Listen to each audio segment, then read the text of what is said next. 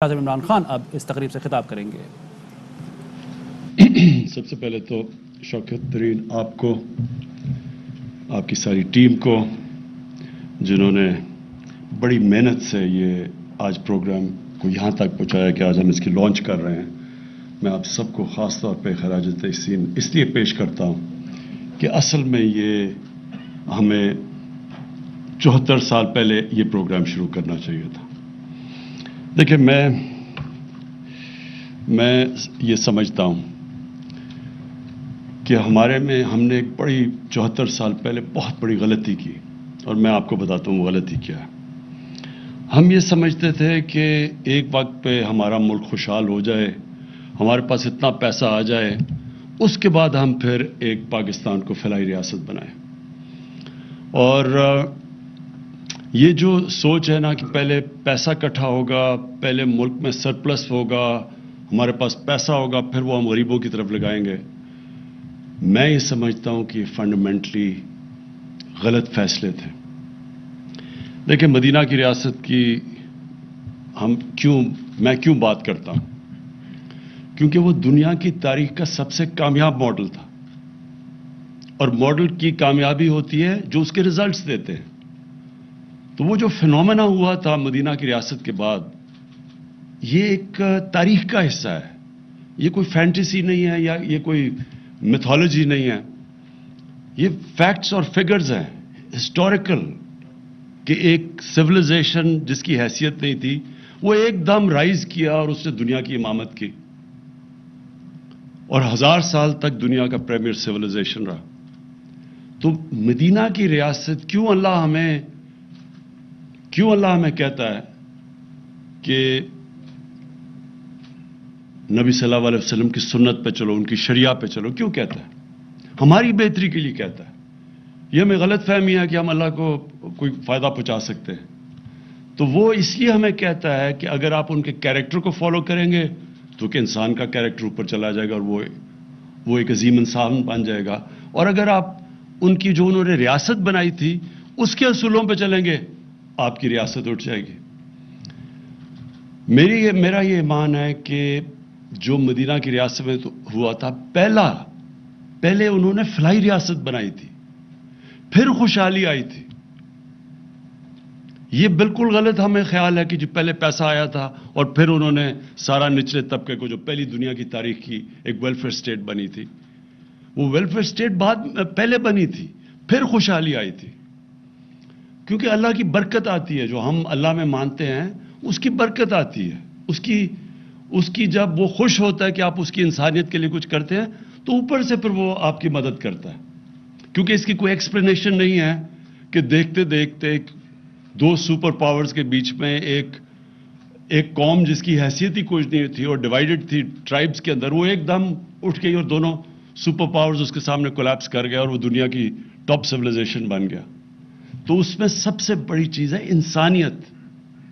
جس قوم میں انسانیت ہوتی ہے، اللہ کی برکت آتی ہے اس کے اوپر، اور ساتھ ساتھ اس کے انصاف۔ یہ دونوں اللہ کے حکم ہیں، انصاف اور انسانیت۔ یہ بیسز ہے ایک سویلائزیشن کا۔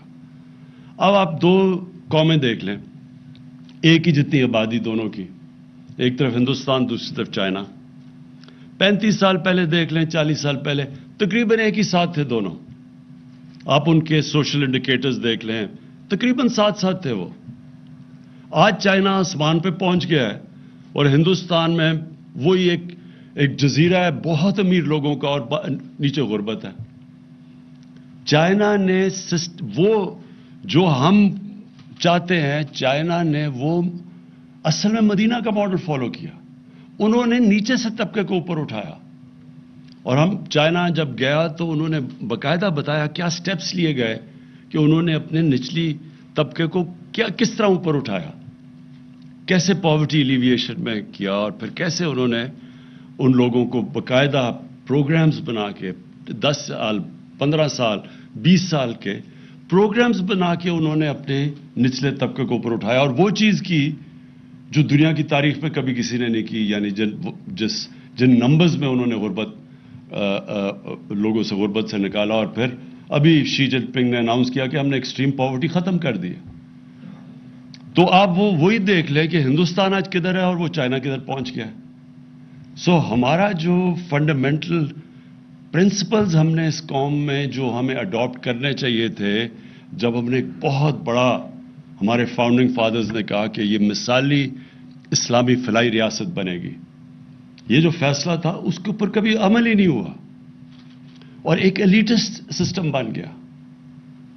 جو آپ اور چیزیں چھوڑ دیں، تعلیم کا نظام لے لیں، یہ کتنی بڑی ایک ملک کی بدقسمتی ہے کہ ایک چھوٹے سے طبقے کو آپ انگلش میڈیم پڑھا دیں اور وہ نوکریاں ان کو دلوا دیں، باقی جو آپ کی عوام ہے وہ بیچاری اوپر ہی نہیں آ سکتی.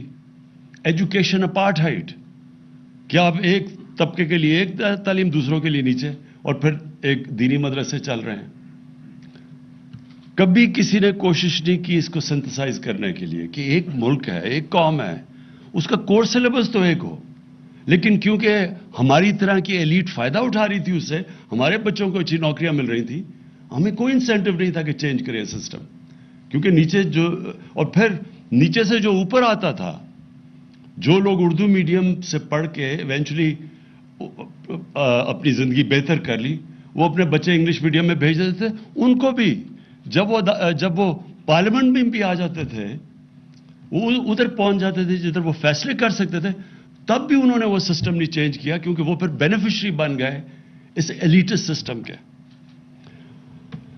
اور اس لیے میں شفقت آپ کو خاص طور پہ یہ خراج تحسین پیش کرتا ہوں، جو پہلی دفعہ پاکستان کی تاریخ میں ہم نے اب یہ بڑا مشکل اٹیمپٹ کیا چینج کرنے کا یہ سسٹم، کہ ہم نے ایک کورس سلیبس ایک بنایا. اور کتنی آوازیں آ رہی ہیں اس کو آبجیکٹ کرنے کے لیے.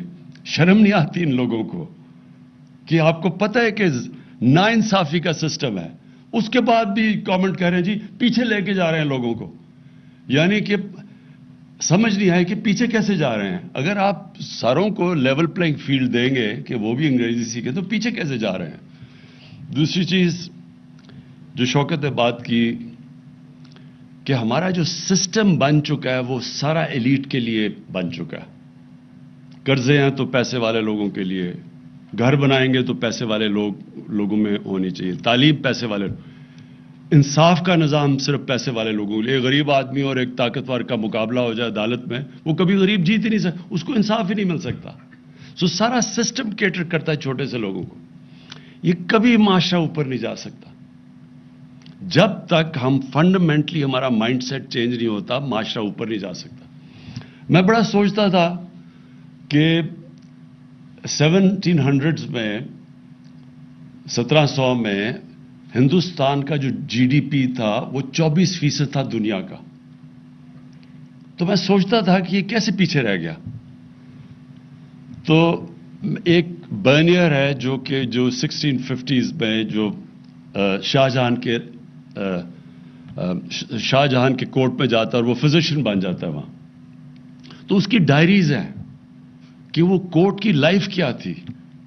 تو اس میں بڑی زبردست انسائٹ ملتی ہے کہ ہم کیوں پیچھے چلے گئے. اس وقت سپر پاور تھے مغل، دنیا کی سپر پاور مانے جاتے تھے وہ. تو وہ جب وہ ڈسکرائب کرتا ہے وہاں کی دنیا اور پھر وہ کمپیئر کرتا ہے کہ فرانس میں کیا ہو رہا ہے اور وہ فرانس میں کیا حالات تھے اور ادھر کیا حالات تھے ہندوستان میں. تو پہلے تو وہ بادشاہ کا بتاتا ہے کہ اس کے پاس جس طرح کے جو وسائل تھے، پیسے تھے، ہیرے، جیولری، سب کچھ، کہتا وہ مقابلہ ہی نہیں کر سکتا تھا فرانس سے، ان کا بادشاہ.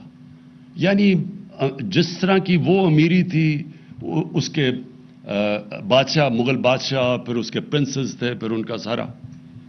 لیکن اس نے جو اصل بات کی، اس نے کہا جب میں دلی میں جاتا تھا اور میں اس کو کمپیئر کرتا تھا پیرس سے، تو پیرس میں جب آپ سڑک پہ پھرتے تھے تو 7 ایسے لوگ ہوتے تھے جن کے کپڑے اچھے ہوتے تھے اور 3 ہوتے تھے جو کہ غریب ہوتے تھے. لیکن کہتا جب میں دلی کی سڑک میں پھرتا تھا تو 6 ایسے لوگ ہوتے تھے جن کے کپڑے پھٹے ہوئے اور جو غریب ہوتے تھے، اور صرف 3 یا 4 ہوتے تھے جن کے اچھے کپڑے تھے. تو بیسکلی جب ایک انیکوالٹی ہوتی ہے سوسائٹی میں، یہ بیسز ہوتا ہے اس کا نیچے جانے کا. کوئی بھی معاشرہ نہیں کامیاب ہو سکتا جدھر ایک امیروں کا ایک جزیرے ہوں اور غریبوں کا سمندر ہو، کوئی معاشرہ نہیں کامیاب ہو سکتا. تو ہماری کیا کوشش ہے؟ وہ اپنا ذرا مائنڈ سیٹ اور ملک کی پرائرٹیز چینج کریں کہ یہ جو نیچے طبقہ ہے جس کے لیے نہ ہم آپ کو پتہ ہے کوئی گھر ہی بیچارے نہیں بنا سکتے، کوئی سسٹم ہی نہیں تھا لون دینے کا. غریبوں کو تو چھوڑیں، جو ہماری پروفیشنل کلاسز ہیں، غریب جو ہمارے لوور مڈل کلاسز ہیں، جو مڈل کلاسز ہیں، وہ بھی گھر نہیں بنا. کیش ہے تو گھر بناؤ. یا کوئی سسٹم ہی نہیں تھا ہاؤس فائنینسنگ کا. اور پھر جب ہم نے یہ کیا اور بڑی مشکلوں سے، بڑی دیر لگی رکاوٹیں دور کرتے کرتے کہ کیوں نہیں فائنینس جا رہا نیچے، تو ہم نے پھر ریئلائز کیا فائنلی جب تیار بھی ہو گیا سسٹم. ہم نے قانون بھی وہ فورکلوجر لا کا جو قانون تھا وہ جو پھنسا ہوا تھا بڑی دیر سے، وہ بھی کسی نے کوشش کی کہ اس کو وہ اسٹے آرڈر ختم کرنے کے لیے. تو جب ہو بھی گیا پھر بھی جو ہمارے بینکس تھے ان کے پاس انفراسٹرکچر ہی، ان کی ٹریننگ ہی نہیں تھی چھوٹے لوگوں کو قرضے دینے کے لیے. تو وہ چھوٹے لوگوں کو قرضے نہیں ملتے تھے. ہم نے پھر جب ریویو کرتے تھے تو اس لیے یہ بڑا زبردست آئیڈیا. اور شوکت ترین آپ کی اس لیے کیونکہ بینکنگ میں آپ کا ایکسپیرنس تھا، تو اس لیے پھر یہ جو مائکرو فائنانس کی طرف آئے. اور جس طرح قوت کا بڑا زبردست ان کی تجربہ اور ایکسپیرنس ہے، تو بجائے ہم نے ریئلائز کیا کہ بینکس جب تک سیکھیں گے چھوٹے لوگوں کو قرضے دینے میں تب تک تو ہمارے 5 سال بھی پورے ہو جائیں گے. تب ہم نے پھر سوچا کہ ہم مائکرو فائنانس کمپنیز کو لے کے آئیں، جو شوکت ترین کا آئیڈیا تھا. اور اب انشاءاللہ یہ جو کامیاب پاکستان ہے، یہ ایک لینڈ مارک پاکستان کی تاریخ میں ایک ایسا پروگرام یہ شروع کر رہے ہیں ہم، جو میں سمجھتا ہوں کہ خیر کامیابی تو اللہ دیتا ہے، کوشش انسان کی ہے. کہ میں یہ سمجھتا ہوں کہ جب آپ اس طرف لگ جائیں جدھر عام آدمی کی زندگی آپ بہتر کریں، جدھر غریب آدمی کی دعائیں لگیں، تو اسی معاشرے میں اللہ کی برکت آتی ہے. میں صرف اپنا تجربہ آپ کو شوکت خانم کا بتا دوں کہ ہم نے جب میرا صرف شوکت خانم بنانے کا صرف مقصد ایک تھا کہ غریب آدمی چھوڑیں، 95% 90% پاکستانی کینسر کا علاج نہیں کروا سکتے کیونکہ سب سے مہنگا علاج ہے. تو وہ میں نے تب سوچا کہ غریب آدمی، اگر ہم پیسے والے لوگوں کے لیے اتنا مہنگا علاج ہے تو غریب آدمی کے لیے تو امپاسبل ہے. تو شوکت خانم کا بیسس وہ تھا. اب یہ سوچیں کہ جب وہ ہاسپٹل بنا تو ہمیں سب نے کہا کہ غریب کا ایک پہلے ہی بڑا مشکل ہوتا ہے، کینسر ہاسپٹل کے جو ایکسپنسز جو چلانا اس کا رننگ کاسٹ سب سے زیادہ ہوتے ہیں. تو اگر آپ غریب کا مفت علاج کریں گے تو ہاسپٹل چلے گا ہی نہیں. تو ہمارے جو باہر سے بھی ایڈوائز، اپنے باہر سے ایڈمنسٹریٹر منگوایا، اس نے بھی یہ کہا کہ اگر آپ نے 5% سے زیادہ لوگوں کا مفت علاج کیا بند ہو جائے گا ہاسپٹل. اور وہ پھر ہاسپٹل نے میرا یہ جو ایمان پکا کیا کہ جب آپ غریب کے لیے، اور ہم کھڑے رہے، ہم نے وہی کیا کہ 70% کا مفت علاج ہوگا. تو یہ دنیا میں کوئی ایک پرائیویٹ کینسر ہاسپٹل نہیں جو 70% مریضوں کا مفت علاج کرتا ہے، کوئی نہیں ہے دنیا میں ایسا. اور جب ہم نے کیا تو جو یہ میں صرف آپ کو فگر دینا چاہتا ہوں کہ جو 70 کروڑ میں ہاسپٹل بنتا ہے وہ آج غریبوں کا 9 ارب روپے کا مفت علاج ہوتا ہے ہر سال. 9 ارب روپے کا. لیکن ہر سال پچھلے سال سے زیادہ پیسہ آ جاتا ہے. یعنی یہی قوم پیسے دیتی ہے جو 70 کروڑ کا ہاسپٹل تھا جس نے کہا چلے گا ہی نہیں اگر آپ نے 5% سے زیادہ کیا، وہاں 70 سے بھی 75% کا مفت علاج ہوتا ہے. لیکن ہر سال پچھلے سال سے پیسہ زیادہ آتا ہے. تو اگر میں یہ کہوں کہ میں کوئی دنیا کا مارکیٹنگ جینیس ہوں کہ یہ میں کدھر سے پیسے لیا، یہ نہیں ہے. یہ اللہ کی برکت آتی ہے. غریب کی وہ آواز سنتا ہے، اس کی تکلیف میں اس کی دعائیں سنتا ہے. اور یہ ہم نے فنڈامنٹل غلطی کی ہے پاکستان میں. ہم نے یہ کبھی سوچا ہی نہیں کہ وہ جو لوگ جو نیچے طبقہ پیچھے رہ گیا ہے اس کے لیے ہم نے کیا کرنا ہے. ہماری ساری سوسائٹی کیٹر نہیں کرتی ان لوگوں کے لیے.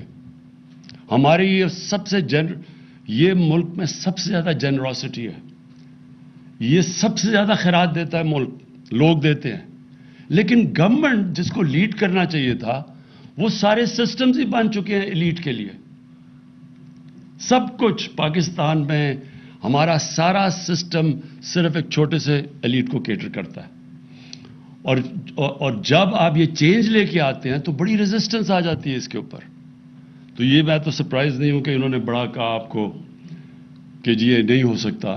ہمیشہ جب آپ یہ چیز کریں گے تو لوگ کہیں گے یہ نہیں ہو سکتا. یہ انشاءاللہ یہ بڑی محنت سے آپ تک یہاں پہنچے ہیں. انشاءاللہ یہ کامیابی سے چلے گا. آپ کو پرابلمز آئیں گے. آپ کے پاس پوری ایک کمیٹی مانیٹرنگ کرنے کے لیے بیٹھی ہونی چاہیے جو کانسٹنٹلی ایویلویٹ کرے کہ کس طرح کے پرابلمز آ رہے ہیں.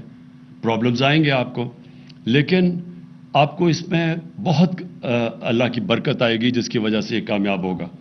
میں صرف یہ کہہ دوں کہ اس وقت جب لوگوں کو مشکل ہے اور مہنگائی کی وجہ سے ہمیں پتہ ہے کہ نیچے لوگوں کو تکلیف ہے, لیکن میں لوگوں کو صرف یہ بتانا چاہتا ہوں کہ گورنمنٹ اپنی پوری کوشش کر رہی ہے کہ نچلے طبقے کو ہماری تکلیف نہ ہو اس ٹائم پہ جب کہ چیزیں مہنگی ہیں. تو میں صرف یہ بتا دوں کہ دنیا میں تیل کی قیمت پچھلے چند مہینوں میں 100% بڑھی ہے.